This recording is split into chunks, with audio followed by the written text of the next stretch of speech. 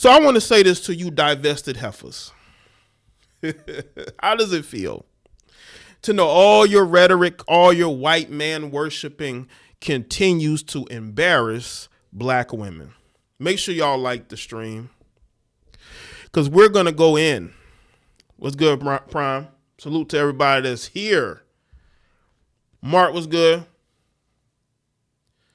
How does it feel, divestors who get on here and you talk crazy about black? We all you got. And I said this in my last live stream, which was a great live stream. We are all you have at the end of the day. Why are you talking crazy to us? White men aren't going to have your back. You don't see white men making videos in defense of you. They're on code. This is what the devil does. People talk about white supremacy, but we need to talk about the white network, where they work together to bring less embarrassment on their community. It don't matter if they're Democrat, Republican, Independent, whatever makes the white race look bad, they're going to make sure they minimize it as much as possible. And the white people who run platforms like Law and Crime, they're not going to address it, because they're like, damn, he's a crypto millionaire. He's middle-aged. He's with this younger black woman on vacation and she just lose her life. Should we post, or should we, This is what I'm talking about. White people do everything they can to make each other look less bad. And divestors, you're not a part of that network, no matter how much you try. The swirl community collapsed because your leader is a fraud. Your leader couldn't keep a man. And just like with the divestors and the gold digger community, and we're going to get into the gold digger community because they took an L today, because the face of the gold digger movement, Kamora Lee Simmons, her white zaddy, is seeking spousal support. And he's probably going to get it too. Because, he probably had to pay so much money back to the government after he stole it. He stole to buy that house for them, have that house built or whatever. It's over. It's over for you. Your rhetoric is stupid. You heifers get on here and talk crazy about black men. Why? You heifers are taking L's. Story after story proves that white men, your life doesn't mean anything to the majority of white men. It doesn't. These men are meeting up with you off apps and taking your life at the same time. Now, people say that, maybe there's a such thing as like slumming guilt. These guys feel like they're slumming, so they end up taking the lives of these women because they feel disgusted in themselves for actually dealing with non-white women. That's probably a thing, because I don't think that these men are forcing themselves on these women.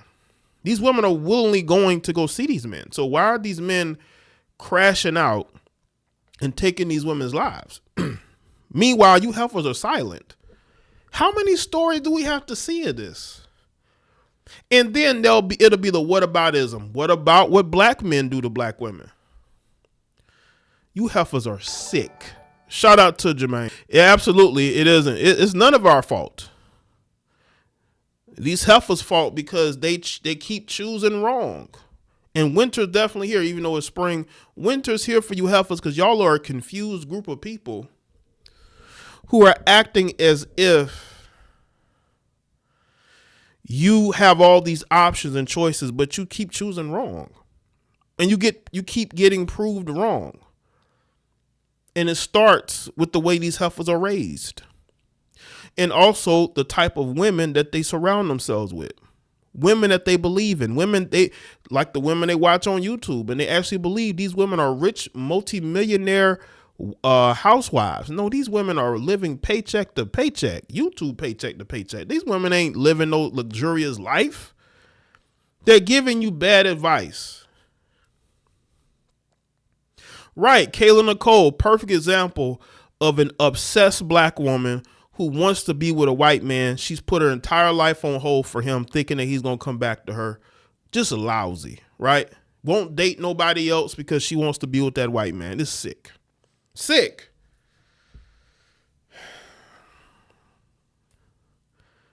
This is where we're at, people. These women are taking so many L's, and they have been proven wrong every single time. But again, all you have to do is tell black men one time that you don't want to deal with us. And we're going to go overseas. We're going to date non-black women. You don't have to tell us once. The divestment community needs to be investigated. Just like they're investigating, what's good, Kev? What's good, accounting Tom? Just like they're investigating the red pill, trying to interview streamers about the red pill. You dudes are 10 years too late. The real red pill content creators who knew about this are all gone. Now you're dealing with frauds and people who are wannabes. And some of them don't even claim the red pill. And it's a shame that you got men who should know better who will listen to those guys. But anyway, what happened with Ashlee Jenae should be a cautionary tale. She was on social media talking crazy about black men. So that's black men's fault that she was talking crazy about us. So we're just supposed to ignore that. And also, if you look at the Tanzanian reports, they are confirming that she took her life. What are we supposed to do with that? What are we supposed to do with that? Appreciate it. King Dambo, what's good? Salute to everybody. So thank y'all for being here tonight, man. Make sure y'all like the stream again if you haven't. Because I feel like the media, and let me get on the simps. I don't know what has happened, but we have, you know how they have the Arab Spring? Well, we have the simp spring because a lot of these simps are springing up out of nowhere, especially on TikTok. TikTok is fostering a lot of beta male energy, and they all look alike. They all look like lames. They all look like, and again, I'm 100% against bullying, but these guys probably got bullied growing up, and they're trying to be extra pro-black because they're trying to fit in because they never fit in before. So now they are the defenders of black women, but none of these dudes are with black women. Some of these dudes are biracial. You know, they trying to, put some extraness on there, but these dudes have some ulterior motive for their BS. What's good, Brian? Mr. Hill, what's going on? I just want black people to do better as a whole because we have really sabotaged each other and we've allowed others to sabotage us. And it's due to low self-esteem, especially with melanated women. There's a lot of low self-esteem with black women walking around here trying to look like white women.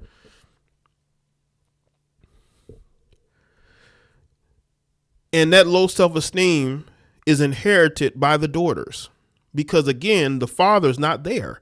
The father's not there. So when the father's not there, the daughter's going to take after her mother, just like these males who grew up in a single mother household is going to grow up extremely over emotional and sensitive.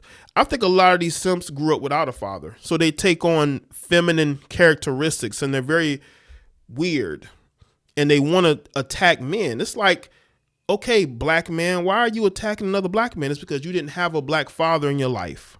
So to you, that black woman deserves to be put on a pedestal and black men deserve to only be with black women. I guess in their minds, you can't be with nobody else. It's because he didn't grow up with a father. So for a black man to not want to deal with a black woman in America, these women are hella toxic. There's no more toxic woman on this planet than the Americanized black woman. I'm telling you right now, these heifers are toxic. They're toxic. They really think that they could compete with men. But what we see is them drowning. And they're not even asking for help. And what are we to do? Are we to help a group of people who say over and over that they don't want or need our help? Or we just mind our business. Like y'all be telling us to mind your business. Okay, we'll mind our business. These interracial relationship dynamics is very interesting. I've done a number of videos on interracial dating years ago. I may have to do some remakes because I've done some classic commentary on IR dating.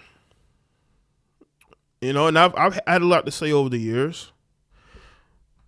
Hold on, let me see if I can look in the archives.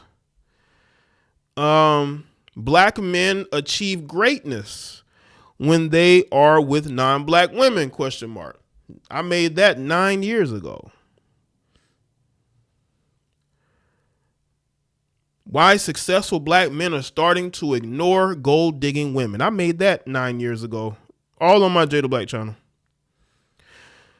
Why are successful black men hated in the black community? I made that 9 years ago. I was in my bag when I made some of these videos. How the Get Out movie triggered people to hate black men who date white women.